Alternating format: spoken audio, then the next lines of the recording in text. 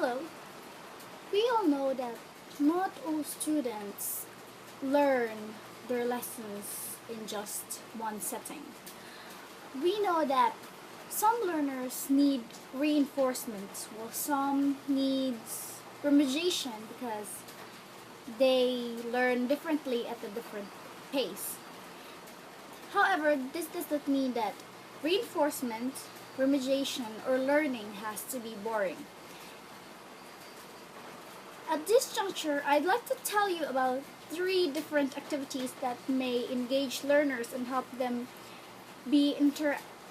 lessons be interactive, and so that students will become more interested in learning.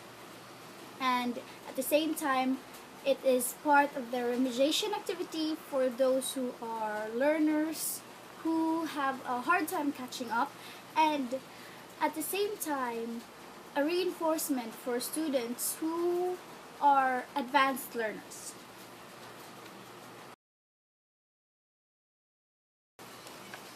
The internet has a lot of resources for us teachers and as well as students to be able to acquire many strategies and activities and games that are helpful for their learning. So the three strategies that I have picked for this particular video are called the history of. The first one is the history of. The second one is a combination of starter story and end lines. So those two are different activities, but since they form one story, they can actually be combined. And the third one is it's called a group dialogue. It's more of dialogue among the whole group as a class. So I will further explain the three strategies. So the first one, the history of. So the activity is called the history of.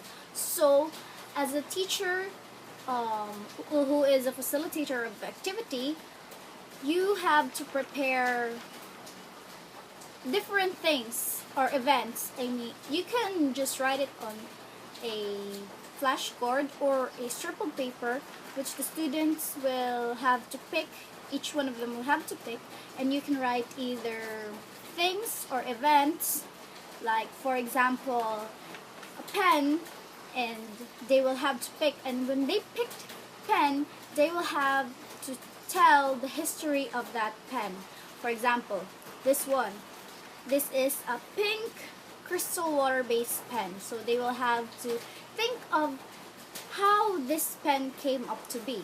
It doesn't have to be factual. It can be imagined. It can be based on what they have imagined while thinking of holding this pen, or when they picked the word pen. Or for example, when they picked, you put in different words like a roller coaster. So when they think of a roller coaster, they have to think of the history of a roller coaster without researching about the factual truths of it. They'll just have to come up of something in that instant. So yes, come up with something that will tell the history of a roller coaster. For example, an event like Christmas, yes. They will have to tell the story of Christmas, how Christmas came to be. If they know the story behind Christmas, they can tell that, and at the same time, if they have some memory gaps, they can fill in the gaps with their imagination to make the story more imaginative, more creative, and more of their own. So this is called the history of. The second strategy that I've picked is a combination of two activities, starter story and end lines. So starter story is a different activity but similar to end lines. So starter story, so similar to the history of, the teacher will have to prepare a list And these lists, however, will consist of starter sentences or phrases that will start a story. For example, once upon a time, the very generic one, or this is a secret I've never told anyone before. Then they will have to complete that sentence and create a story. So each student will have to pick one sentence. And then the first student A will start with her sentence and continue the story and end the story with her end line. So she will have to pick an end line. So for example, the line she picked is just like a diamond.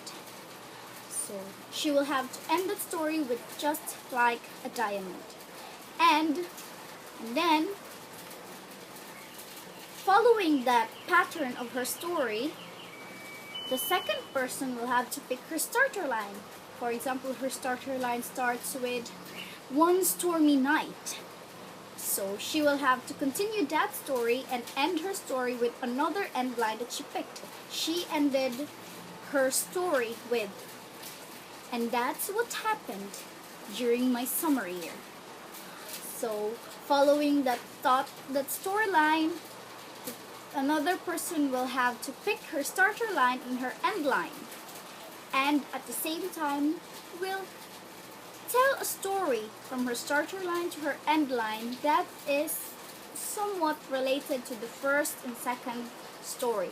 So this will be an interesting chain of events that will give you insights on how the students will think and how fast they can create a story and how fast they can think critically to make a logical progression and to create a story in its whole. The third strategy is called group dialogue. It's an easy strategy. It can be used as a warm-up during speaking exercises, though it will take time. So the teacher can have her prerogative as to she will make it the whole class activity or just a starter activity and selected few students. So group dialogue goes like this. For example, the first student who will speak will speak about a topic. For example, he or she will say, "Good morning, how are you?" So that sentences will be directed to her seatmate. So the seatmate will say, "Good morning, I'm fine, thank you. What about you?" But this time, she won't direct that question or those dialogues to the first student who spoke to her, but to the second student who is beside her or at her back, depending on the direction that the teacher or the students decided to take. So the third student will answer her based on what she inquired about, and this will make the students be in tune to what each other is saying so that he or she can supply logical progression of events, and she or he will be able to follow the conversation and give appropriate responses. And this can be done until the end of the whole class, until the last person is able to speak. And this must be done in a way that the last person will be able to conclude the discussion and end with saying goodbye to each other. So these activities are actually helpful for students, especially for impromptu speaking activities, and it will train them to speak promptly with few seconds of preparation, and it will train them for critical thinking skills, for logic, and for credible fluency, because they need to speak in a way that is convincing, especially in the history of. They need to be confident that what they're saying is true so that they will be believable. For the second and For the second as well, the starter story and end lines, they will also need to be confident in saying their story so that it will be believable that it actually happened, or it is something that is truly factual, even though it is from their imagination and everyone knows it's from their imagination, but at the same time everyone will think that it sounds like it is true. As for the third strategy, the group dialogue, it is helpful for the students to be able to speak out for themselves, because who knows where the conversation will lead. It is actually quite interesting because it is not fixed. It is directed by the students, and the teacher is just a facilitator, so the students can think and talk about stuff that happened in their life or what happened that day that interested them. So it is more on student centered, really. So this will really engage them to speak so that they will be able to train themselves and train their vocal cords and train their mouth, their speaking skills. So I hope that this video is helpful. Thank you and have a good day.